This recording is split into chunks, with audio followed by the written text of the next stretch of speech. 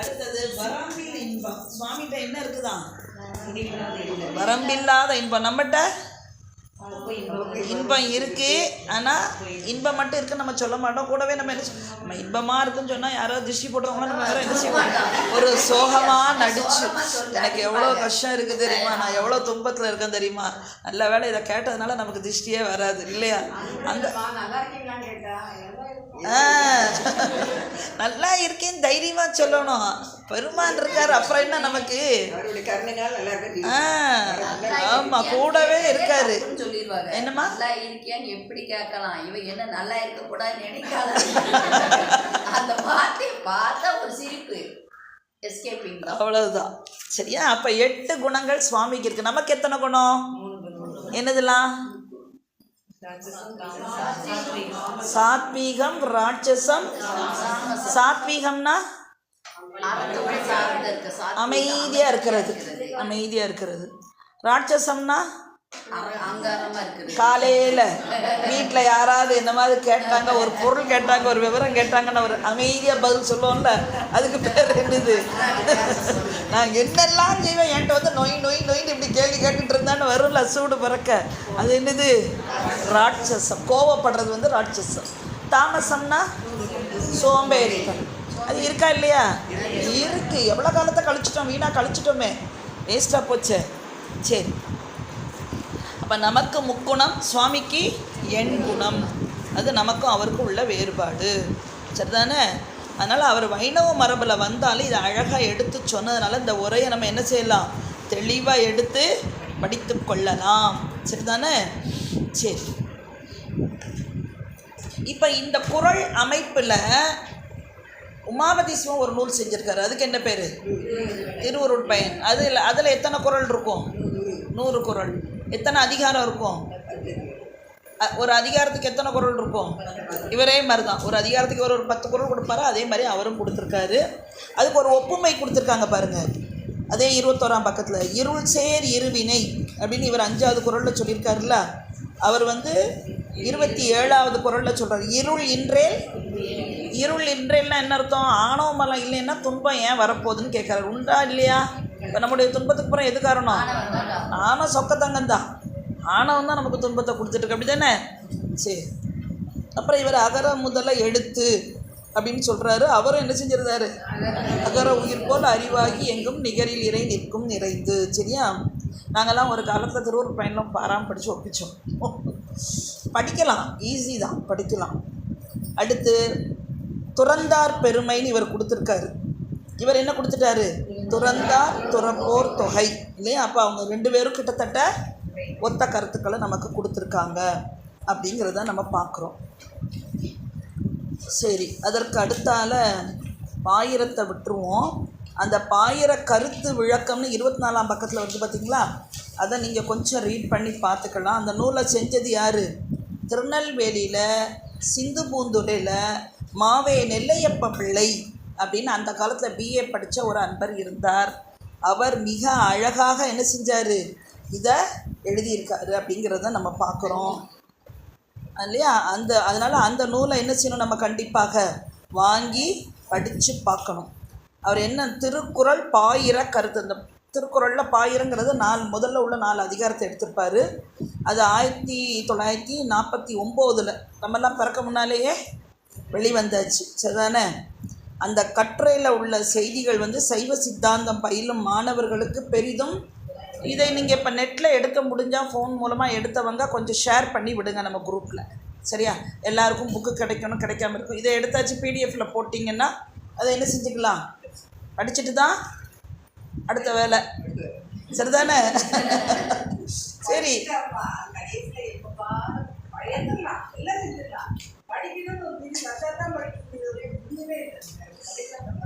சரி, இப்போ அதில் என்னெல்லாம் கொடுத்துருக்குன்னு பாருங்கள். கீழே பாயிரத்தில் உள்ள 4 அதிகாரங்கள்: கடவுள் வாழ்த்து, வான் சிறப்பு, நீத்தார் பெருமை, அரண் வலியுறுத்தல். சரியா? கடவுள் வாழ்த்துல தான் நமக்கு முதல்ல ஒரு 10 குறள் கொடுத்துருப்பார். அழகாக இருக்கும். சரிதானே? அதில் வந்து என்ன கொடுத்தாரு அப்படிங்கிறத அழகாக கொடுத்துட்டா இருப்பாங்க. 25ஆம் பக்கம் பாருங்கள். மக்கள் அடைவதற்குரிய அறம்பொருள் இன்பம் வீடு என்னும் 4 உறுதிப்பொருளிலே கொடுத்துட்டாங்களா? உங்களுக்கு அண்டர்லைன் பண்ணிக்கோங்க, இல்லாட்ட ப்ராக்கெட் பண்ணிக்கோங்க. உலக வாழ்வினால் பெற முடியும். இத்தகைய உலக வாழ்வு செம்மையாக நடைபெறுவதற்கு என்ன வேணும்? முதல்ல கடவுள். கடவுள் இல்லாட்டா நமக்கு இதெல்லாம் கிடச்சிருக்குமா? நம்ம பாட்டுக்கு கேவல நிலையில் எப்படி இருந்தோம்? கேவல நிலைன்னா என்னதுன்னு பார்த்தோம். லேட்டாக வந்தவங்களுக்காக திருப்பி ஒரு தடவை கேட்கேன். கேவல நிலையில் எப்படி இருந்தோம்? பிறவிக்கு வரல. உயிர் மட்டும் தனிச்சிருந்தா உயிரால் எதையாவது அனுபவிக்க முடியுமா? பிறவியில் தானே நமக்கு உடம்பு தராரு. அப்போ உயிருக்கு அவர் இந்த உடம்பை கொடுத்தா தான், இந்த உடம்பை வச்சு தான் உயிர் என்ன செய்ய முடியும்? செயல்பட முடியும். சரிதானே? அதனால் அது அழகாக நமக்கு எடுத்து காட்டுதாரு அப்படிங்கிறதையும் பார்க்குறோம். அப்போ தானலாது உலகம் இல்லைன்னு திருநாவுக்கரசு சுவாமி சொன்ன மாதிரி கடவுள் இல்லாமல் இந்த உலகம் என்ன செய்யாது? இயங்காது. உயிரில் பொருள்னா என்னது? உயிர் இல்லாத பொருட்களும் உயிர் பொருட்களும். சரியா? உயிர் பொருட்களுக்கு பூரா உடம்பு கொடுக்காரு. எத்தனை அறிவுலேருந்து எத்தனை அறிவு வரைக்கும்?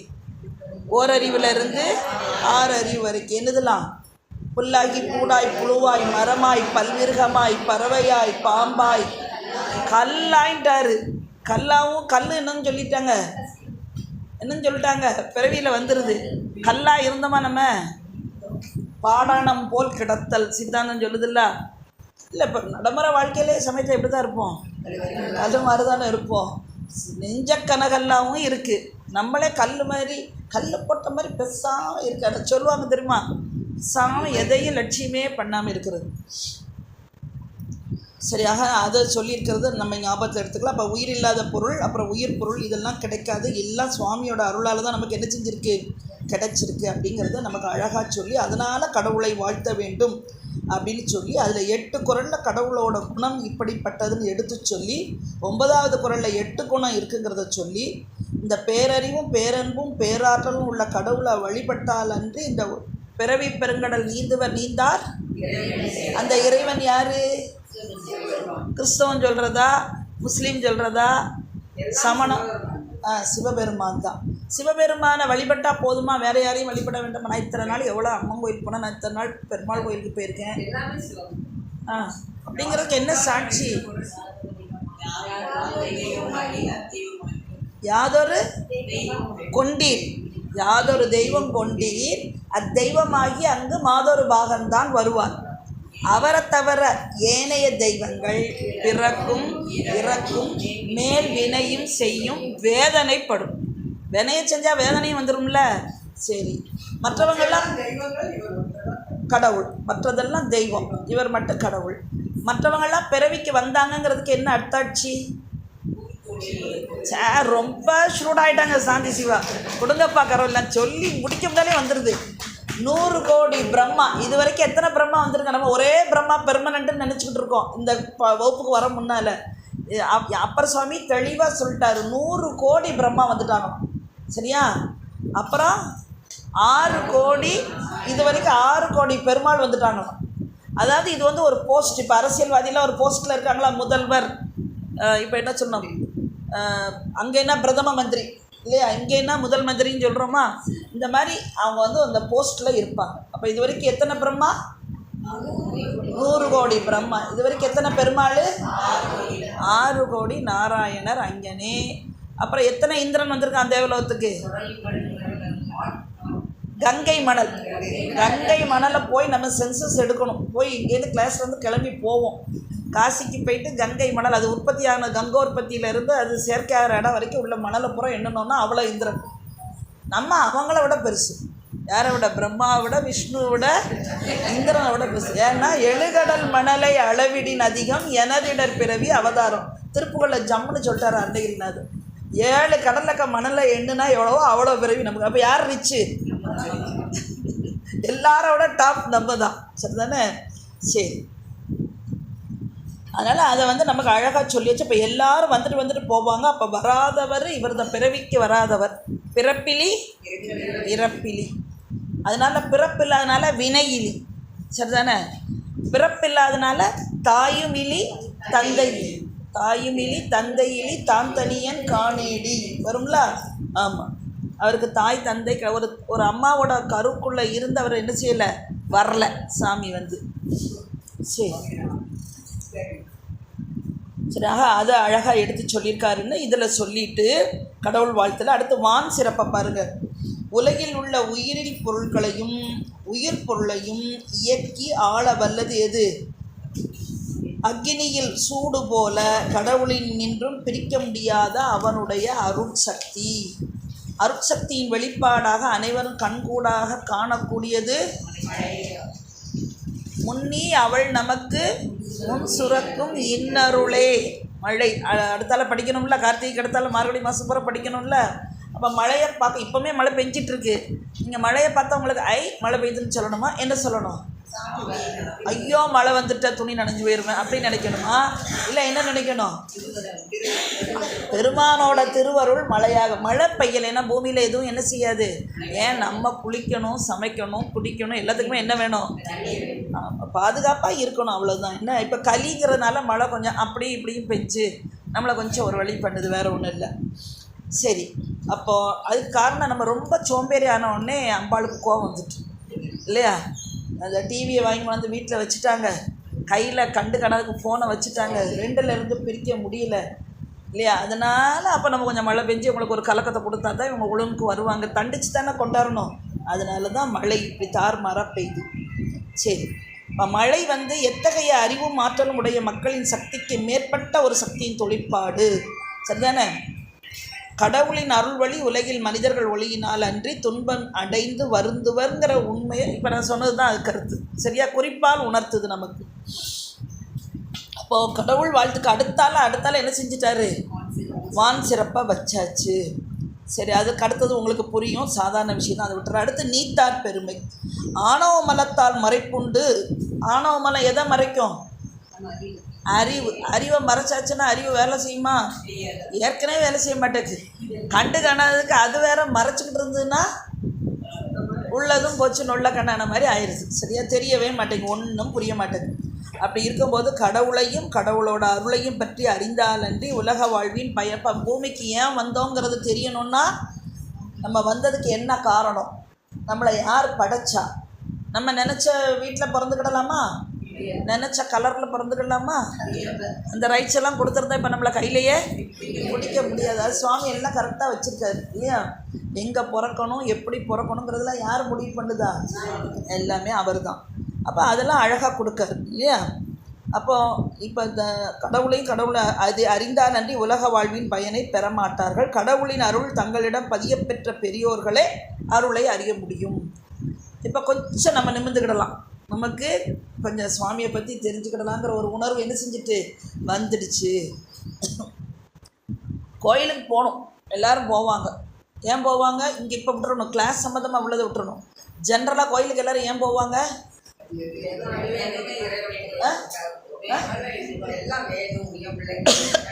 அது வேணும் இது வேணும் கேட்குறதுக்கு. வேறு பலன் கருதி போவோம். வேறு நீங்கள் ஒரு உதாரணம் இப்போ அவங்க சொல்லிட்டாங்களா எல்லாம் வேணும்னு கேட்க போகணும், அது மாதிரி நீங்கள் எல்லாருமே சொல்லுங்கள். வேறு என்ன சொல்லலாம்? அதெல்லாம் கிளாஸ்க்கு வந்த போகிறோம். அதுக்கு முன்னே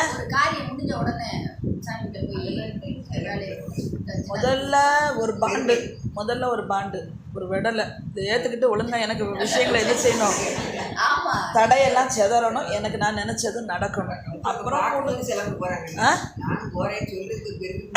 அப்படியும் அது ஒரு சாரா. எனக்கு வீட்டிலே இருந்தால் போர் அடிக்கி, அங்கே போனால் கொஞ்சம் வேற பார்க்கலாம். அது சில பேர் வாயிலேருந்து வருது. வீட்டுக்குள்ளே இருந்தால் போர் அடி. கோயிலுக்கு போனால் கோயிலில் போய் 4 பேரை பார்த்து பேசலாமா? பேசவே கூடாது. அங்கே போயாச்சுன்னா கைலாயமாக நினைக்கணும். கைலாயத்துக்கு போகிறதே கஷ்டம். அங்கேயும் போய் சாமானியர்கள்ட்ட பேசிகிட்டு இருக்க போகிறோம். அங்கே சாமியை பார்த்து முழுமையாக எல்லாருக்கும் ஒரு ஸ்லோகம் சொல்லி, ஒரு ஸ்லோகம் மீன்ஸ் ஒரு பாடல் பாடிட்டு வந்துடும். எல்லாருக்கும் பாட்டு இருக்குது. உள்ளே நுழையும் போது முதல்ல யாரை வணங்கணும்? அதிகார நந்தி. அவர் யார்? கைலாயத்தின் வாயிற்காவலர். அது அங்கே. நமக்கு அவர் யார்?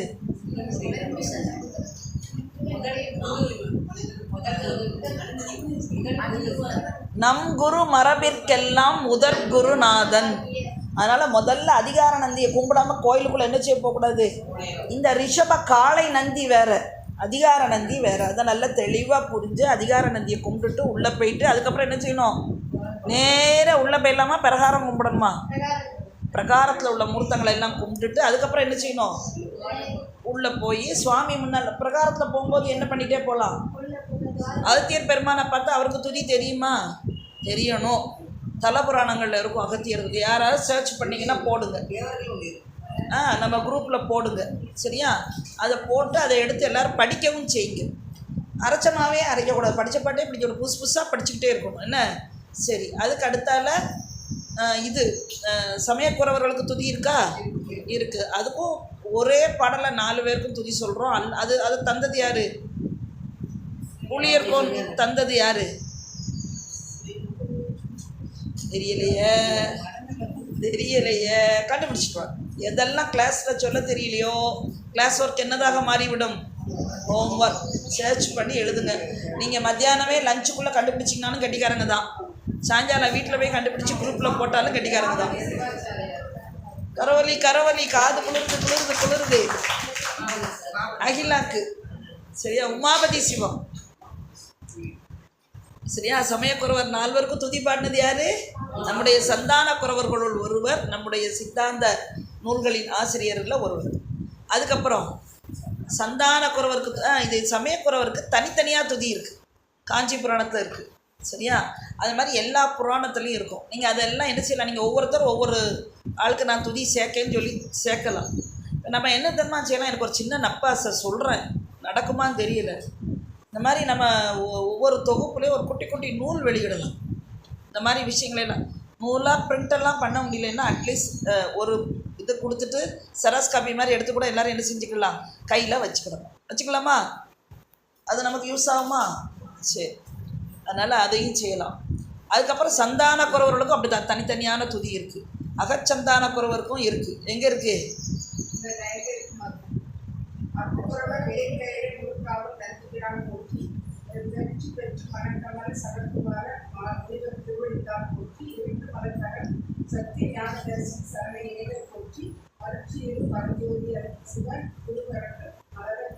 குட். அவங்களுக்கு ஒரு கரவொலி என்ன கேட்டாலும் இந்தா இருக்குன்னு இன்ஸ்டன்ட் ஃபுட்டு மாதிரி கையில் கொடுக்க தயாராக இருக்கணும் எல்லோரும்.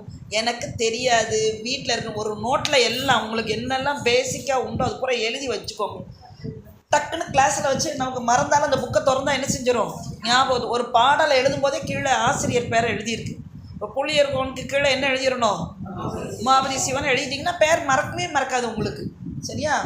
சரி, ஆக பாட்டில் பேர் இருக்கான்னு பார்க்க ஒரு ஸ்டிக்கரை ரெடி பண்ணி ஒட்டிருங்க அதில் சரியா. இந்த இதில் இருக்குது சிவஞான சுவாமி தான் தந்திருக்காருன்ட்டு சரியா. அது என்னன்னு பார்த்து போட்டுக்கலாம். சரி, ஆக எல்லாரையும் நம்ம கும்பிடணும் அப்படிங்கிறது நமக்கு சொல்லப்பட்டிருக்கு. அப்போ எல்லாரையும் வழிபட்டு அதுக்கப்புறம் சுவாமியை போய் பார்க்கும். இவங்களுக்கு வந்து நீங்கள் திருத்தொண்ட தொகையை பாடிக்கிட்டே பிரகாரம் வந்துடலாம். சமயக்குறவருக்கு அவங்க துதி, சந்தானக்குறவருக்கு அவங்க துதி. ஈராண்டில் சிவஞானம் பெற்று எந்த மெய்கண்டார் இணைத்தாள் இல்லையா, அதை இவங்க புறச்சந்தான குறவர்கள். இவங்களுக்கு உண்டானதை படிச்சுட்டு அப்படியே அதை படிக்க பாருங்கள். அதை படிக்க முடியலன்னா அட்லீஸ்ட் தில்லைவாழ் அந்தனர்தம் அடியாருக்கும் அடியேன்னு சொல்லிட்டு அந்த தொகையடியார் பாட்டு இருக்குல்ல, பக்தராய் பணிவார்கள், அந்த பாட்டு இல்லை அதையும் முடித்து அப்புறம் இன்னும் ஒருத்தர் யார், பொய்யடிமை இல்லாத புலவர்க்கும் அடின்னு சேர்த்துட்டிங்கன்னா 9 தொகையடியார் வந்துடும். அதை படிச்சுட்டு அப்புறம் தலையை நீ வணங்காய் பாடிக்கோங்க, முடிஞ்சது. அங்கம் எதுக்காக, அங்கம் உடம்பு தரப்பட்டதுன்னு சொல்லக்கூடிய பாட்டை படித்து அப்புறம் கருவறையில் போய் சுவாமி முன்னாடி சத்தம் போட்டு தான் படிக்கணும்னு ஒன்றும் இல்லை. நம்ம பஞ்சபுராணம் படிக்காமல் கோயிலுக்கு வராதிங்க, கோயிலில் இருந்து. அப்புறம் அம்பாளுக்கு என்ன படிக்கணும், அம்பாளுக்கு புரியல, அம்பாளுக்கு என்ன படிக்கணும், அபிராமி அந்த அதி வேற.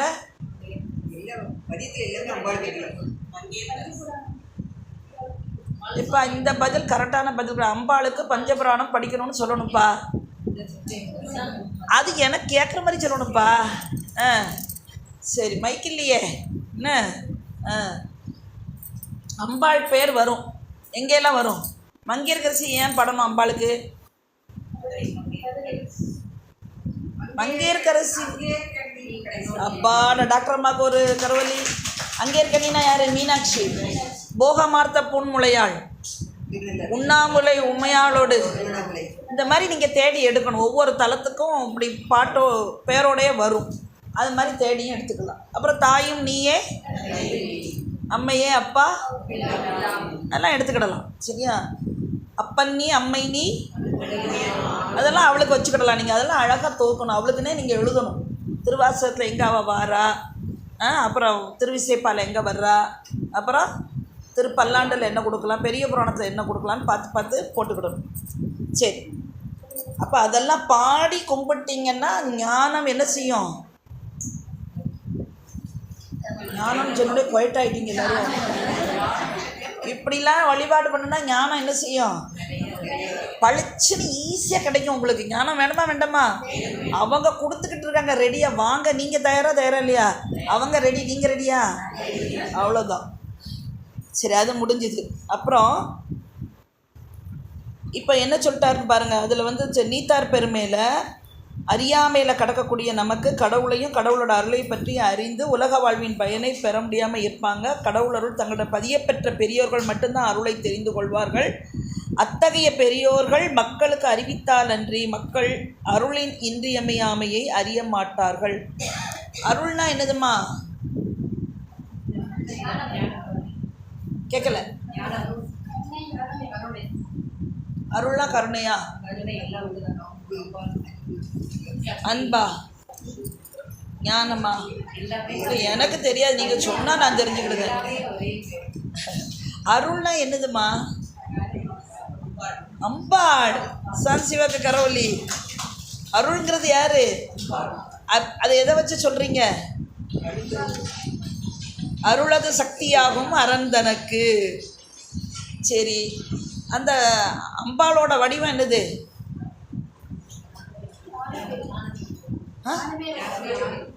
அப்படின்னு யார் சொன்னா? சக்தி தன் வடிவேதென்னில் தடையிலா ஞானம். எழுதுங்க எழுதுங்க எழுதுங்க. கேட்டிங்கன்னா மறந்துட்டே இருப்பீங்க. அருளது சக்தியாகும் அரந்தனக்கு சக்தி தன் வடிவேதென்னில் தடையிலா ஞானம். ரெண்டுமே சிவஞான சித்தியாரில் இருக்குது. சரியா? மறக்கவே கூடாது. அருளது சக்தியாகும் அரந்தனக்கு. அரண்னா யாரு? சுவாமி. அப்போ அருளது சக்தியாகும்னா சுவாமியோட சக்தி என்னது? அருள். அருளது சக்தியாகும் அரண்தனக்குங்கிறது முதல்ல சொன்ன வரி. ரெண்டாவது, அந்த சக்தி எப்படி இருப்பான்னா சக்திதன் வடிவேதனில், சக்திதன் வடிவேதனில் தடையிலா ஞானமாகும். வடிவு ஏது எண்ணில், சக்திதன் வடிவு ஏது எண்ணில் தடையிலா ஞானம் ஆகும். ஆமாம், ஞானத்தோட வடிவம் தான் அவள். சரிதானே?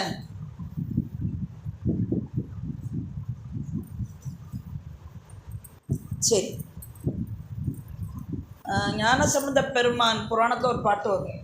ஞானத்தின் திருவுருவை நான்மறையின் தனித்துணையை வானத்தின் விசையன்றி மண்ணில் வளர் மதி கொழுந்தை தேனக்க மலர்கொன்றை செஞ்சடையான் சீர்தொடுக்கும் கானத்தின் எழுபிறப்பை. ஆமாம், அந்த மாதிரி பாட்டெல்லாம் எடுத்து வச்சுக்கணும். ஞானம்னு வர பாட்டெல்லாம் எடுத்து அம்பாளுக்கு வச்சுக்கணும். சரிதானே?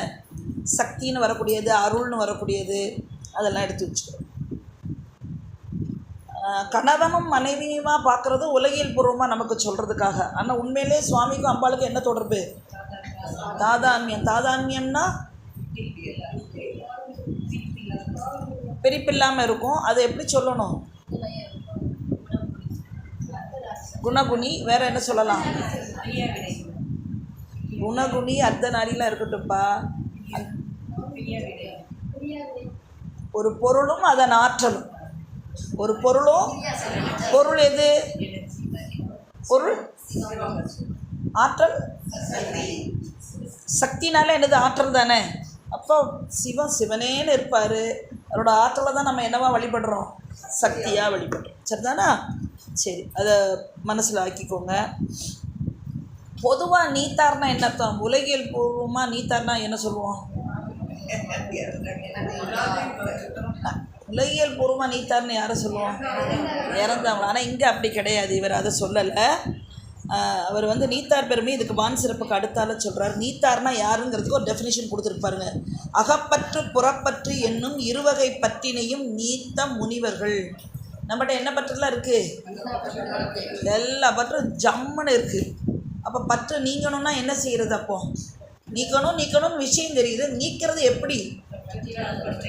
பற்றுக பற்றற்றான் பற்ற. எதுக்கு? அந்த பற்று அதை சார்ந்தால் அந்த உயிர் சார்ந்ததன் வண்ணமாக பற்று இல்லாமல் இருக்கும். சரிதானே? அதனால் இதை அழகாக எடுத்து கொடுத்தாரு அப்படிங்கிறத பார்க்குறோம். சரிதானா? சரி, அடுத்தால நீத்தார்னு அவங்கள பற்றி சொல்லும்போது பெருமைன்னு சொன்னதுனால உலகத்தில் வாழும் மக்கள் அவர்கள் பெருமையை உணர்ந்து அவர்கள் கூறும் மறைமொழிகளை கேட்டு அவற்றின் வழி ஒழுக வேண்டும். நமக்கு முன்னாடி உள்ள ஞானிகள், இந்த அகப்பற்று புறப்பற்றை நீத்தவர்கள். நான் சொன்னேன்ல, வாழ்க்கையில் வேறு எதை பற்றியுமே லௌகீகத்தில் அவர் இல்லை. 15 வருஷம் பாடம் கேட்டிருக்காரு. இப்போ நம்ம கேட்போமா? 15 வருஷமாக உட்காந்து பெரிய புராணம் கேட்போமா? கேட்டிருக்காரு. 15 வருஷமாக சிந்திச்சிருக்காரு. கேட்டலுக்கு அடுத்தது என்னது? சிந்தித்தல். சிந்திச்சா என்ன வந்துடும்? தெளிவு. வந்தவுடனே 15 வருஷமாக உட்காந்து உரையை எழுதியிருக்கார். எவ்வளோ பெரிய விஷயம்! அவரோட உரையை வச்சு தான் இன்றைக்கி எல்லோரும் உரை எழுதி வெளியிட்டுட்டே இருக்காங்க. சரிதானே? சரி, அப்போ அதனால் அதை அழகாக நமக்கு சொல்லிட்டு, அந்த திருக்குறளில் குரு உபதேசம் பற்றிய செய்தி இல்லை என்று சிலர் கருதுகிறார்கள். இந்த அதிகாரத்தில் வரும் சான்றோர்களை அருட்குரு ஆவர். அதை ப்ராக்கெட் அவங்களே பண்ணியிருக்காங்க உங்களுக்கு. என்ன? அப்போ அந்த குருமார்கள் ஆகிய நீத்தார் உலகில் உள்ள மக்களுக்கு அறத்தை உணர்த்துகிறார்கள். இம்மைனா என்னது? மறுமைனா என்னது? இம்மைனா இப்பிறவி. மறுமைனா அடுத்து வரக்கூடிய பிறவிகள். அம்மைனா எல்லாத்தையும் முடிச்சுட்டு ரிலாக்ஸாக போய் சுவாமி திருவடி கீழே இருக்கிறது. அதை பற்றி எங்கேயாவது வருதா? இம்மை மறுமை அம்மை பற்றி திருமுறையில் எங்கேயாவது வருதா?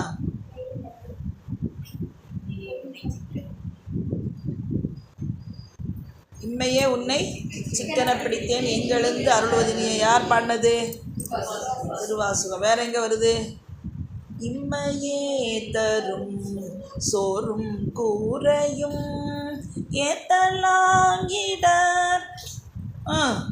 கடலுமாம் அம்மையே சிவலோகம் ஆழ்வதற்கு யாதுமையுறவு இல்லையே தம்மையே புகழ்ந்து இச்சை பேசினோ. யாருடைய தேவரம்? வேற எங்கே வரும்? தெரியல. இப்போ இம்மேல அவர் நமக்கு நல்லது பண்ணுவாரா? எங்கே இருக்கு? நம்ம பாண்டிய நாட்டில் தான். நம்ம பாண்டிய நாட்டுக்காரங்க தானே. எத்தனை பேர் அந்த கோயிலுக்கு போயிருக்கீங்க? போயிட்டீங்க, பரவாயில்ல, ஓரளவுக்கு போயிட்டீங்க. போகாதவங்களாம் சீக்கிரமே போங்க. மதுரையில் இருக்குது. இம்மையில் நன்மை தருவார். அந்த கோயிலுக்கு என்ன விசேஷம்? ஏன் அவரை பூஜை பண்ணார்? காசிக்கு போனார், குறிப்பிட்ட நாளில் வர முடியலை. அதனால் அவரோட தோற்றத்தில் இருந்து அவர் பதிலுக்கு போட்டாலும் அவர் இன்றைக்கி வந்துடுவார்னு ஊருக்கு போயிட்டார். இங்கே பூஜை நடக்கணும். அதனால் அவர் வந்த மாதிரி இவர் அவரோட வேடத்தில் இருந்து என்ன செஞ்சார்? பூஜையை பண்ணார். அதனால் தன்னைத்தானே சுவாமி பூஜித்த தலம். சரி, அப்போ இம்மை மறுமை பயன்களெல்லாம் எடுத்து சொல்லுகிறார். ஐம்புலன்களையும் வென்ற இந்த அருட்குருமார்கள். ஐம்புலனையும் வெல்லலாமா? ஐம்புலன்னா முதல்ல என்னது? மெய்வாய். மெய்னா உடம்பு, கண், மூக்கு, செவி. இந்த 5ஐயும் கண்ட்ரோல் பண்ணிடலாமா? நம்ம சொன்னதை கேட்குமா? சொன்னதை கேட்காதா? ஆமாத்தூர் அரணை காணாத கண்ணெல்லாம் காணாத கண்களை குருட்டு கண்ணுட்டாரு ஞானசம்பந்த பெருமான். சரியா? சுவாமியை பார்க்காத கண்ணு என்ன கண்ணா? அவன் புகழை கேளாத செவியெல்லாம் கேளாச்சு. நல்ல வேளை நம்ம குருடில்லை, நல்ல வேளை நம்ம செவிடில்லை. ஏன்னா அவரை பார்த்துக்கிட்டு இருக்கோம், அவர் புகழை கேட்டுக்கிட்டு இருக்கோம். சரிதானே? இது மாதிரியே அவர் எல்லாம் சொல்லியிருப்பார். சரியா? அதை எடுத்து பாருங்கள். சரி, அடுத்தால இப்போ அஞ்செழுத்துன்னா என்னதுமா? பஞ்சாட்சரம்னு வடமொழியில் சொல்லக்கூடியது. திரு 5 எழுத்துன்னு தமிழில் சொல்லப்படுது. அஞ்செழுத்து எப்படிமா சொல்லணும்? சத்தம் போட்டு சொல்லணுமா? வாயை அசைச்சு சத்தம் இல்லாமல் சொல்லணுமா? வாயும் அசைக்காமல் மனசுக்குள்ளே அது ஓடிக்கிட்டே இருக்கணுமா? அப்படி ஓடிக்கிட்டே இருக்கிறதுக்கு என்ன பேர்? கணித்தல். அப்படி கணிச்சா பலன் ரொம்ப ஜாஸ்தி. அது எங்கே உட்காந்து கணிக்கணும்? கோயிலுக்கு போயிட்டீங்கன்னா ஒரு 10 நிமிஷம் கணிச்சுட்டு எழுந்துச்சுவாங்க. எக்கச்சக்கமான பலன், இன்ஃபைனைட் இல்லையா? அளவற்ற பலனை தரும். சரி, ஒரு நாளைக்கு எத்தனை நாமம் சொல்லணும்? 1 கோடி நாமம் சொல்லணும். சொல்லிடலாமா? அதனால் கோயிலில் உட்காந்து பண்ணிங்கன்னா கோடிக்கணக்கில் உங்களுக்கு நாமம் கூட்டிகிட்டே போயிடும். அர்ச்சனை நீங்கள் அவ்வளோ ஜெபம் பண்ண பலன் கிடைக்கும். அதனால் கோயிலில் என்ன செய்கிறோமோ இல்லையோ கண்டிப்பாக முடிச்சுட்டு வரும்போது என்ன செய்யணும், ஜெபம் பண்ணாமல் எந்திரிச்சு வெளியே வராதீங்க. சரியா? தீர்த்தக்கரையிலையும் பண்ணலாம். சரியா?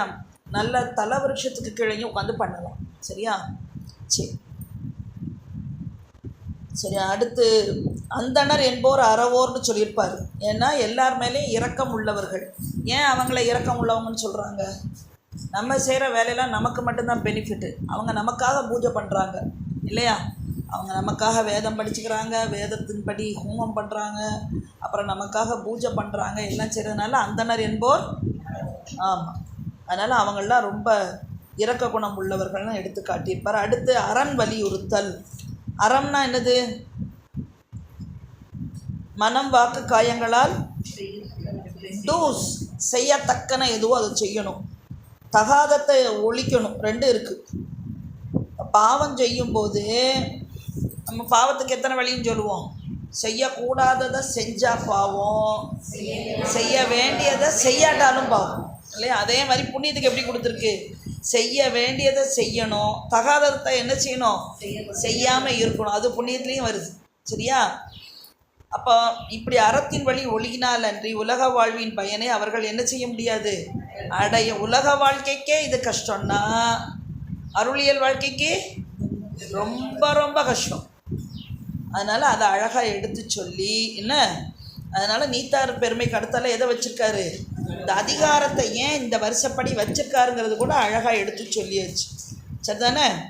சரி, நம்ம எப்படி வாழணுங்கிறத சட்டமாக்கி இறைவன் உருவாக்கிய கட்டமைப்பு அறம். நல்லா போட்டுக்கோங்க. 28வது பக்கத்தில் மேலே இருக்குது பார்த்தீங்களா? ப்ராக்கெட் பண்ணிக்கோங்க, இல்லைன்னா அண்டர்லைன் பண்ணிக்கோங்க.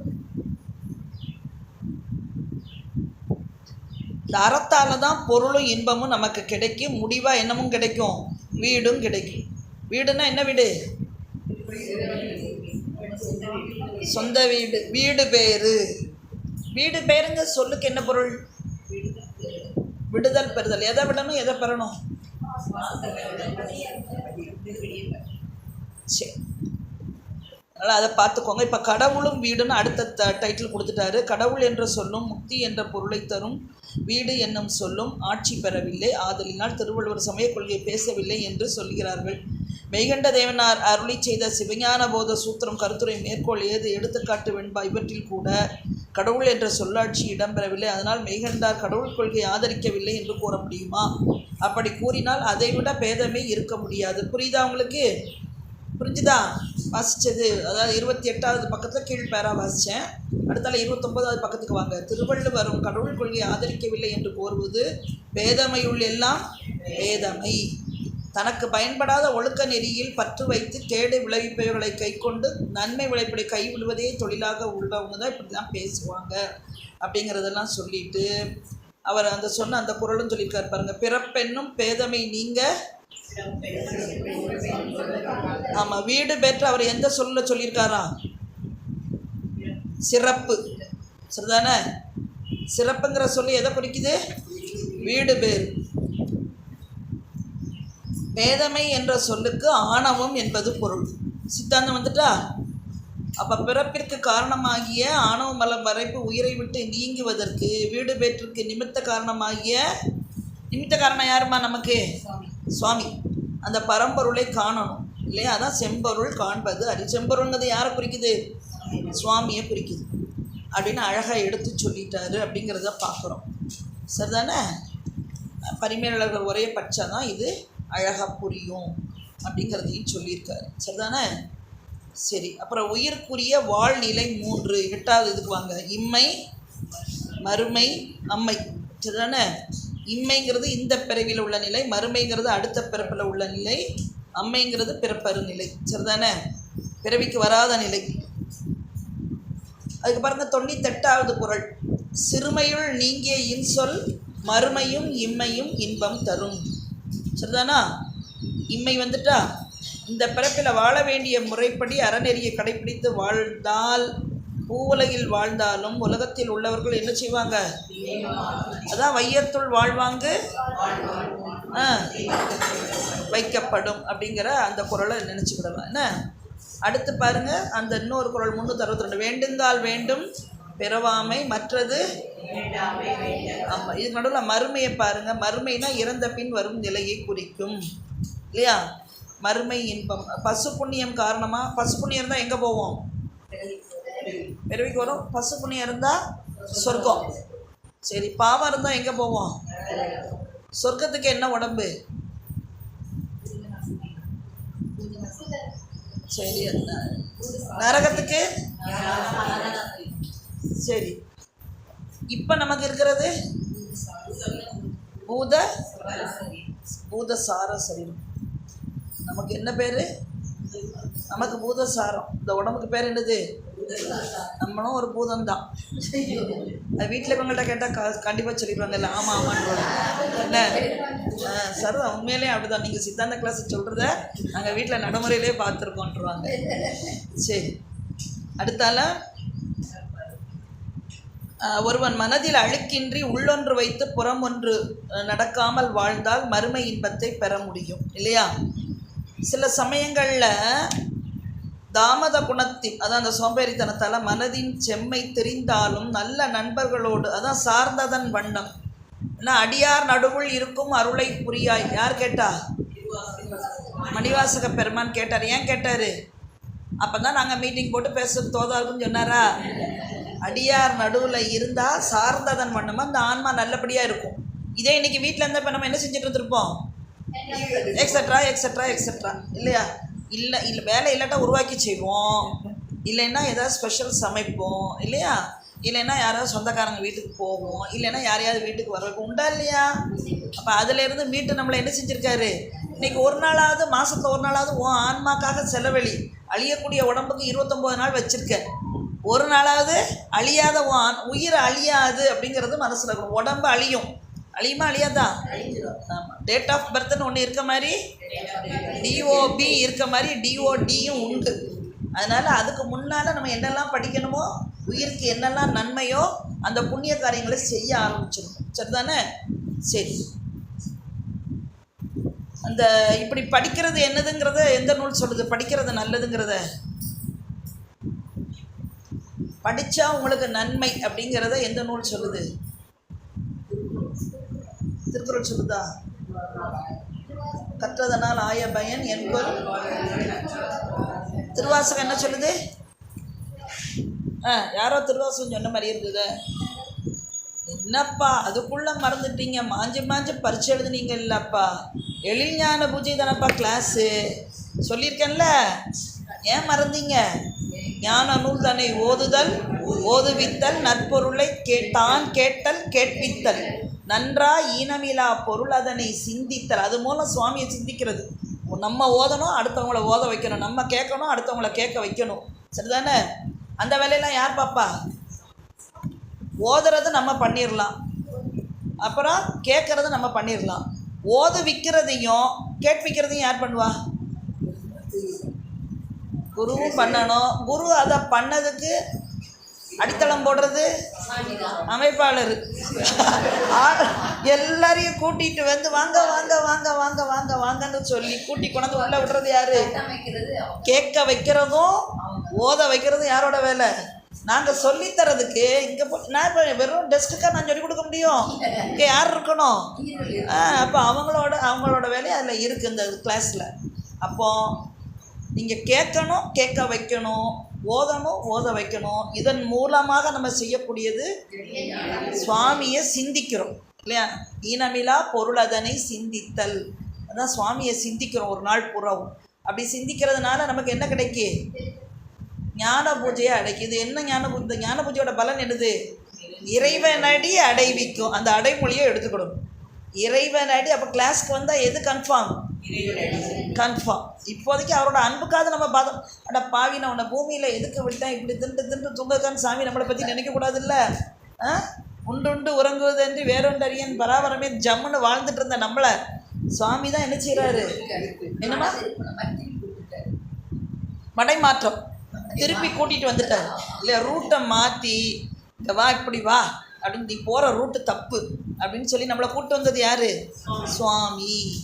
சரி, அதனால் அதை ஞாபகத்தில் வச்சுக்கோங்க. அதனால் செம்மித்தனம் நல்ல நண்பர்கள், அதான் நல்ல நண்பர்கள் அடியாரை நினச்சிக்கோங்க. அப்போ மன அழுக்கு நீங்கணும். மன அழுக்கு நீங்கள் நமக்கு என்ன கிடைக்கும்? மறுமை இன்பத்தை அடையலாம்ங்கிறதுக்கு ஒரு குறள் கொடுத்துட்டாரு. மனநலத்தின் ஆகும் மறுமை மற்ற அகுதும் இனநலத்தின் ஏமாப்புடைத்துங்கிற குறளில் கொடுத்துட்டாரு. அடுத்தால பிறப்பு அறணும். பற்றற்ற கண்ணே பிறப்பருக்கும் மற்ற நிலையாமை காணப்படும் அப்படிங்கிறத 249வது குறளில் சொல்லிட்டார். ஆணவ மலப்பற்று என்ன செய்யணும்? நம்மளை விட்டு. அது எப்படி நீங்கள் எனக்கு ஒன்று பிடிக்கல போயிட்டு வா அப்படின்னு சொன்னால், இல்லை ஒரு நோட்டீஸ் கொடுத்தா காலி பண்ணிடுமா? உலகியல்ல நமக்கு பிடிக்காதவங்களுக்கு ஒரு நோட்டீஸ் கொடுத்து காலி பண்ணலாம், யாரையா வச்சு மிரட்டி வெளியே தள்ளலாம். ஆணவ மலத்தை என்ன, அது நம்மளை விட வலிமையாக இருக்குது. அப்போ அதை எப்படி வெளியேற்றுறது? இறையருளை பற்ற வேண்டும். உங்கள் புக்கை பார்த்தே சொல்லுங்கள், 32ஆம் பக்கம் ஃபஸ்ட்டு பேரா. இறையருளை பற்றணும். பற்றுனா தான் என்ன செய்யும்? அது நம்மளை விட்டு ஓடும். சரிதானே? ஓடுனா என்ன, வலிமை இல்லாமல் கொட்டத்தை அடக்கிட்டு ஒழுங்காக உட்காந்துருக்கும். சரிதானே? அந்த அந்த இறையருளை பற்றுறோம் அப்படிங்கிறதுக்கு ஒரு உதாரணம் தான் எல்லாம் அவன் செயல், எல்லாம் எனையாளும் ஈசன் செயல். யார் சொன்னது? யாரோ சொல்லியிருக்காங்க. ஒளவை ஒன்றை நினைக்கின் அது ஒன்றாக இருக்கும் இல்லையா? அந்த பாட்டை எடுத்து பாருங்கள், அதில் கடைசி வரி எல்லாம் எனையாளும் ஈசன் செயல். சுவாமி என்ன நினைக்காரோ அதுதான் நடக்கும். நாம் நினைக்கிறது எதுவுமே. இப்போ நீங்கள் கிளாஸ்க்கு வந்ததை நீங்கள் நினச்சி வந்திருக்கீங்களா, சுவாமி நினச்சிருக்காரா? இந்த ஆன்மாவுக்கு ஞானம் கொடுக்கணும்னு அவர் செலக்ட் பண்ணிட்டார். அதனால் நீங்கள் எல்லோரும் எங்கே வந்து உட்காந்துருக்கீங்க? ஞானத்தை பெறுவதற்காக வகுப்புக்கு வந்திருக்கீங்க. இல்லைன்னா என்ன செய்ய முடியாது? வர முடியாது. ஒரு வீட்டில் கத்தனை பேர் வராங்களா முதல்ல? வாழ்க்கை துணை வருது. சில இடத்துல ரேராக ஹஸ்பண்டும் ஒய்ஃபுமா வருவாங்க. என்ன திருச்செந்தூரில் அப்படி வரும். கட்டாரி மங்கத்துலேருந்து 2 ஃபேமிலி பைக்லேயே வந்துடுவாங்க, புருஷனும் பண்ணாடி. ஜோடியாக வரணும். அவங்கள காணவே காணுமே. உங்கள் பேர் என்னம்மா? கண்ணாடி போட்டுப்பாங்க ஒரு அம்மா.